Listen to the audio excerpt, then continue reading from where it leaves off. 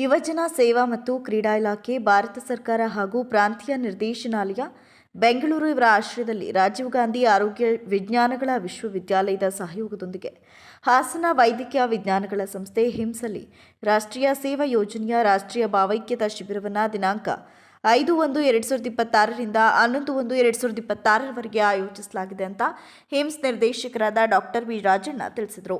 ರಾಷ್ಟ್ರಮಟ್ಟದ ಭಾವೈಕ್ಯತಾ ಶಿಬಿರವನ್ನು 2ನೇ ಬಾರಿ ಹಾಸನದಲ್ಲಿ ಆಯೋಜಿಸುವ ಅವಕಾಶ ಲಭಿಸಿರುವುದು ಹಿಮ್ಸ್ ಹಾಗೂ ಜಿಲ್ಲೆಗೆ ಹೆಮ್ಮೆಯ ವಿಷಯವಾಗಿದ್ದು, ಜಾತಿ ಧರ್ಮ ಪ್ರಾಂತೀಯ ಭೇದ ಭಾವ ನಿವಾರಿಸಿ ಶಾಂತಿ ಸೌಹಾರ್ದತೆ ಮತ್ತು ರಾಷ್ಟ್ರೀಯ ಏಕತೆಯನ್ನು ಬಲಪಡಿಸುವುದೇ ಶಿಬಿರದ ಉದ್ದೇಶವಾಗಿದೆ ಅಂತ ಹೇಳಿದರು. ಈ ಬಾರಿ ದೇಶದ 10 ರಾಜ್ಯಗಳು ಹಾಗೂ 5 ಕ್ರೀಡಾಡಳಿತದ ಪ್ರದೇಶಗಳ ಆಯ್ದ ಕಾಲೇಜುಗಳಿಂದ 200 ಶಿಬಿರಾರ್ಥಿಗಳು ಭಾಗವಹಿಸಲಿದ್ದು, ವೈದ್ಯಕೀಯ ಕಾಲೇಜುಗಳ ಪೈಕಿ 2ನೇ ಬಾರಿ ಈ ಶಿಬಿರ ಆಯೋಜಿಸುತ್ತಿರುವ ಹೆಗ್ಗಳಿಕೆ ಹಿಮ್ಸ್ಗೆ ಸಲ್ಲುತ್ತೆ ಅಂತ ತಿಳಿಸಿ, ಶಿಬಿರದ ಯಶಸ್ಸಿಗಾಗಿ ಎಲ್ಲ ಸಿದ್ಧತೆಗಳನ್ನು ಮಾಡಿಕೊಂಡಿರುವುದಾಗಿ ಡಾಕ್ಟರ್ ಬಿ ರಾಜಣ್ಣ ಹೇಳಿದರು.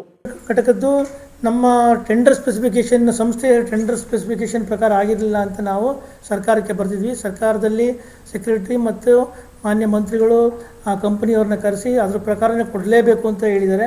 ಹಾಗಾಗಿ ಅವರು 1 ತಿಂಗಳು ಸಮಯಾವಕಾಶ ಕೊಟ್ಟಿದ್ವಿ. ಅವರು 1 ತಿಂಗಳಲ್ಲಿ ಮಾಡಿಲ್ಲ. ಡಿಸೆಂಬರ್ ಒಳಗಡೆ ಮುಗಿಸ್ಬೇಕಾಗಿತ್ತು, ಮುಗಿಸಿಲ್ಲ.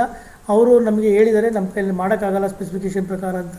ಹಾಗಾಗಿ ಅದನ್ನು ಈಗೇನು ನಮಗೆ ಇಕ್ವಿಪ್ಮೆಂಟ್ ಕೊಟ್ಟಿದ್ದಾರೆ, ಆ ಇಕ್ವಿಪ್ಮೆಂಟಲ್ಲಿ ನಾವು ಸರ್ವಿಸಸ್ ಕೊಡ್ತಾಯಿದ್ದೀವಿ. ಕಂಪ್ಲೀಟ್ ಸ್ಪೆಸಿಫಿಕೇಷನ್ ಪ್ರಕಾರನೇ ಅವ್ರು ಏನೇನು ಸಾಫ್ಟ್ವೇರು ಮತ್ತು ಇತರೆ ಒದಗಿಸ್ಬೇಕಾಯ್ತದೆಲ್ಲ ಒದಗಿಸಿದ ಮೇಲೆ ನಾವು ಮಿಕ್ಕಿದ ಅಮೌಂಟು 80% ಆಗಲೇ ಪೇ ಆಗಿದೆ, ಇನ್ನು 20% ಪೇ ಮಾಡಬೇಕಾಗುತ್ತೆ. ಅವ್ರು ಕಂಪ್ಲೀಟ್ ಮಾಡಿದ ಮೇಲೆ ಪೇ ಮಾಡಬೇಕು ಅಂತ ಮಾನ್ಯ ವೈದ್ಯಕೀಯ ಶಿಕ್ಷಣ ಸಚಿವರ ಆದೇಶ ಆಗಿದೆ ಸಭೆಯಲ್ಲಿ. ಪತ್ರಿಕಾಗೋಷ್ಠಿಯಲ್ಲಿ ಹಿಮ್ಸ್ ಆಡಳಿತ ಮಂಡಳಿಯ doctor Raghavendra, doctor Prakash, hymns ರಾಷ್ಟ್ರೀಯ ಭಾವೈಕ್ಯತಾ ಶಿಬಿರಾಧಿಕಾರಿಗಳು ನಿಚಿತಾ ಕುಮಾರಿ ಇತರರು ಉಪಸ್ಥಿತರಿದ್ದರು.